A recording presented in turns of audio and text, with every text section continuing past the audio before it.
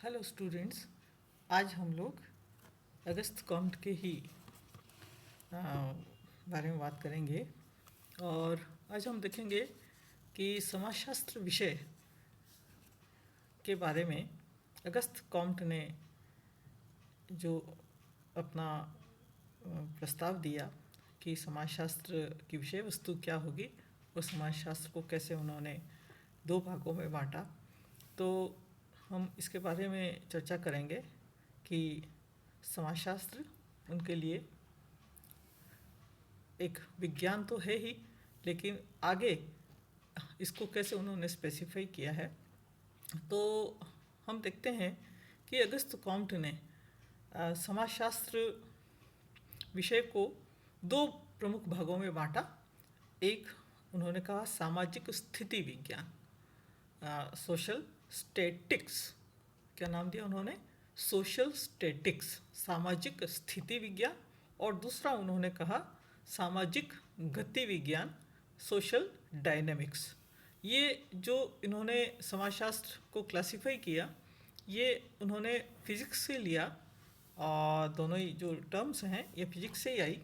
और ये जो फर्स्ट हमने कहा सामाजिक स्थिति विज्ञान, ये स्ट्रक्चर ऑफ सोसाइटी, समाज की संरचना से संबंधित है। जबकि जो सामाजिक गति विज्ञान है या डायनामिक्स जिसको हम कहते हैं, ये समाज में परिवर्तन और प्रगति विस्तार से संबंधित है। तो हम इसको समझने की कोशिश करेंगे आगे कि इसके बारे में उन्होंने क्या कहा है। तो सबसे पहले हम लेते हैं सामाजिक स्थिति विज्ञान। इसके बारे में अगस्त कॉम्ट क्या कहते हैं? वो कहते हैं कि हम पहली बात तो ये कि ये अगस्त कॉम्ट जो हैं वो समाज को एक व्यवस्था मानते हैं, ठीक है। और जब ये व्यवस्था मानते हैं तो वो ये कहते हैं कि ये समाज जो व्यवस्था है इसकी अपनी एक संरचना है। और जो संरचना है उस संरचना की बनावट में हम देखते हैं कि अनेक पार्ट्स हैं या अनेक भाग हैं। तो ये जो अनेक भाग हैं, इन अनेक भागों के बीच में जो भी रिलेशंस है, जो क्रिया प्रतिक्रिया होती है, जो एक इंटीग्रेशन, एक संबद्धता, किस तरह से सारे पार्ट्स एक दूसरे के साथ मिलकर कार्य करते हैं, तो उसका जो मैकेनिज़्म है उसको समझना सामाजिक स्थिति की या सामाजिक स्थिति विज्ञान का कार्य है। तो वो कहते हैं कि सामाजिक व्यवस्था के विभिन्न भागों की क्रिया और प्रतिक्रिया के नियमों की खोज करने का प्रयत्न समाजशास्त्र करेगा। किसके अंतर्गत? सामाजिक स्थिति विज्ञान, यानी समाज के स्थिर पक्ष का अध्ययन। जो इंस्टीट्यूशंस हैं समाज की, जो संस्थाएं हैं, उनका अध्ययन समाजशास्त्र इसके अंतर्गत करेगा। तो चूँकि ये भी एक समाज को व्यवस्था मानते हैं तो मैक्रो स्टडीज में विश्वास करते हैं और समाज को का एक संपूर्णता में, समाज को एक संपूर्ण मानते हैं ये, यानी जो पार्ट्स से मिल करके या विभिन्न अंगों से मिलकर बनने वाली जो संपूर्णता है, तो उस संपूर्णता के रूप में चूँकि ये समाज को मानते हैं तो वो पार्ट्स और होल दोनों के बीच, यानी भाग और भाग से मिलकर के बनने वाली संपूर्णता है, संरचना है, उन दोनों के बीच जो एक पारस्परिकता का, सामंजस्य का संबंध है, इस संबंध को समझना इस सामाजिक स्थिति जो स्टैटिक्स है उसका कार्य है। सामाजिक स्थिरता की दशाओं का अध्ययन करना। ये जो स्थिति विज्ञान है इसका महत्व क्या है कि यह हमें व्यवस्था के जो मूल सिद्धांत हैं उनसे परिचित करवाता है, ताकि हम उसके महत्व को समझकर अपने सामाजिक जीवन को इस प्रकार से संगठित करें जिससे कि समाज का संतुलन बिगड़ न पाए और उसमें संगठन बना रहे और विकास भी होता रहे और एक